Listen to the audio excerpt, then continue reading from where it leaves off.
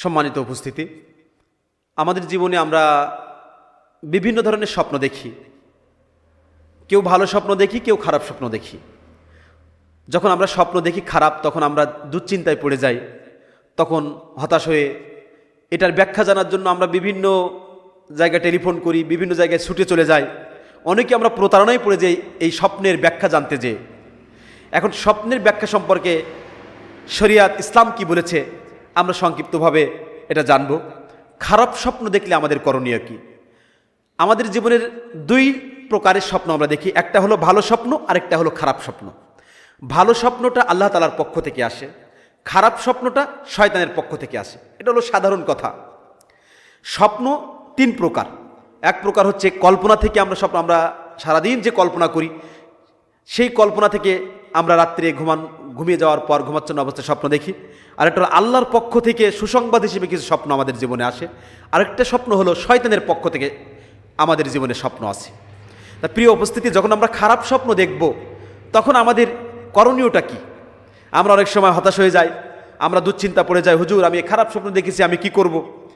আমার এই স্বপ্নটা খারাপ হয়েছে, আমার জীবনে কি বিপদ আসে কিনা? আমরা এরকম নানান টেনশনের মধ্যে পড়ে যাই। অনেক সময় আমাদের বাবা মা মারা গেছে, তাদের স্বপ্ন দেখি, কবরের স্বপ্ন দেখি। এই স্বপ্নগুলো দেখার পর আমরা হতাশায় ভুগি। তখন আমরা টেলিফোনে বিভিন্ন জায়গায় এই স্বপ্নের ব্যাখ্যা জানতে যেয়ে আমরা প্রতারণার মধ্যে পড়ে যাই।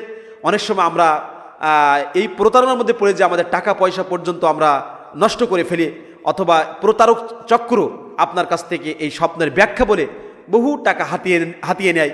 এভাবে যে তুমি যে স্বপ্ন দেখেছো এটা এই অনেক খারাপ, বা তোমার জীবনে এই কঠিন পরিস্থিতি আসছে, তুমি অমুক মাজারে দান করো, অমুক মাদ্রাসায় দান করো, অমুক মসজিদে এবং অনেক টাকা দান করো, এরকম নানান কথা বলে আমাদেরকে দুশ্চিন্তা হতাশার মধ্যে ফেলে যায়। প্রিয় উপস্থিতি, তাহলে আমাদের খারাপ স্বপ্ন দেখলে করণীয় কি? রাসূল সাল্লাল্লাহু আলাইহি সাল্লাম কি বলেছেন আমরা সেখান থেকে আমরা সমাধান জানব।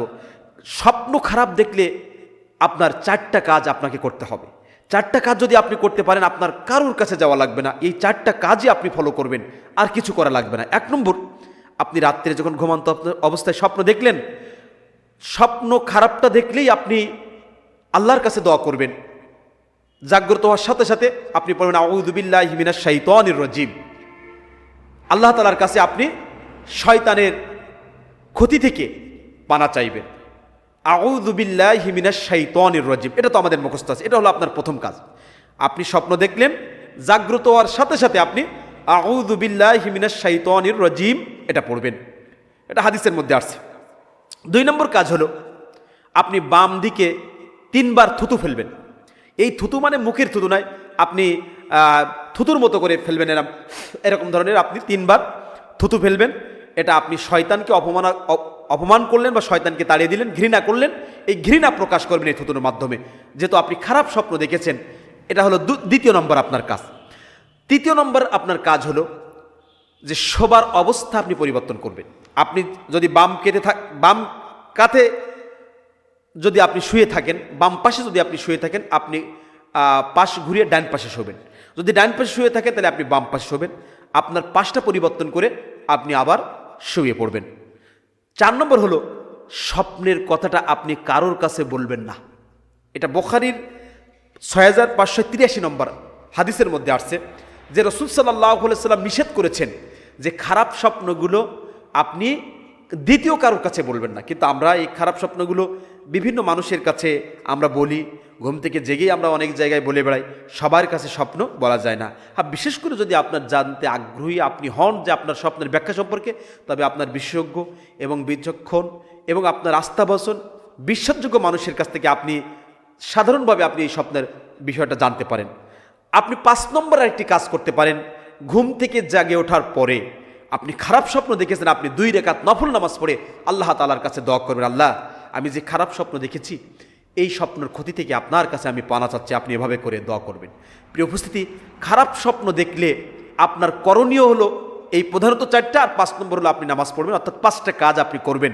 আপনি হতাশা টেনশানে পড়বেন না, আপনি বিভিন্ন জায়গায় দৌড়াদৌড়ি করবেন না। আপনি যত রকমের খারাপ স্বপ্ন আপনি দেখবেন, আপনি এই 5টা কাজ করবেন।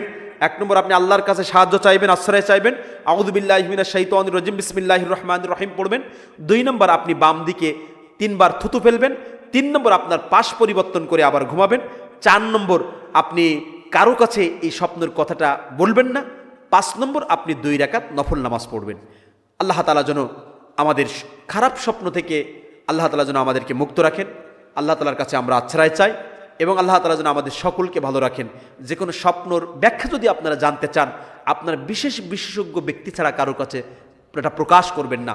আপনি সচরাচর মোবাইল ফোনের মাধ্যমে যে কোনো ব্যক্তির কাছে প্রকাশ করবেন, খবরদার না। বড় বিচক্ষণ আলেম, ভালো একজন জাননেওয়ালা ব্যক্তি, এরকম কোনো ব্যক্তি যদি আপনি পান, আস্থাভাজন, যে আপনার এই স্বপ্নের কথা সঠিক তথ্যটা আপনাকে বলবে, আপনার সঠিক গাইড দিবে, সঠিক পরামর্শটা আপনাকে দিবে, আপনাকে হতাশার মধ্যে ফেলবে না, আপনাকে মিসগাইড করবে না, এরকম ব্যক্তির যদি আপনি পান, আপনি তার কাছ থেকে আপনি সমাধানটা নিতে পারেন। আল্লাহ তাআলা যেন আমাদের সকলকে কোরআন সুন্নাহ অনুযায়ী মেনে চলার তৌফিক দান করেন।